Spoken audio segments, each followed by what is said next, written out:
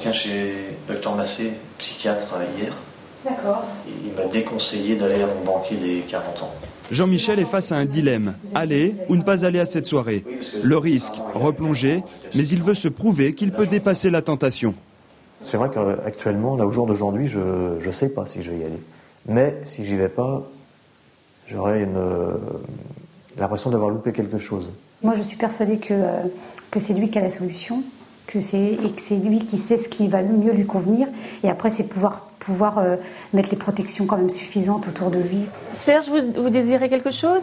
Le centre de soins de suite Les Métives, spécialisé en alcoolologie et addictologie, propose une hospitalisation à la semaine sur la base du volontariat. Un accompagnement pour favoriser une prise de conscience sur l'intérêt de stopper cette consommation. On a besoin d'en parler entre nous, parce qu'on est tous là pour se guérir. Donc, c'est pas évident. Il y a besoin, pour qu'il puisse avancer, de remettre un petit peu en cause, ou en doute, c'est pas en cause, mais plutôt en doute un petit peu, certaines croyances, par exemple. Il n'est pas possible d'arrêter de boire, il y en a qui croient ça. Donc le premier temps, c'est la lecture des textes. Donc chacun va lire son texte. L'atelier abécédaire, véritable médiateur pour les patients. L'exercice repose sur un travail d'écriture, puis de lecture. Objectif, se libérer.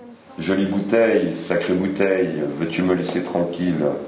Je veux m'en aller, je veux recommencer ma vie. Parfois, c'est difficile de dire ce qu'on pense oralement. L'écriture peut être justement une manière de pouvoir exprimer le ressenti, quoi. Ça me permet d'exprimer des sentiments et des émotions, mais par écrit, donc beaucoup plus réfléchi que si c'était par oral. Vivre sans alcool, ils le veulent tous. Et cela passe évidemment par des périodes douloureuses.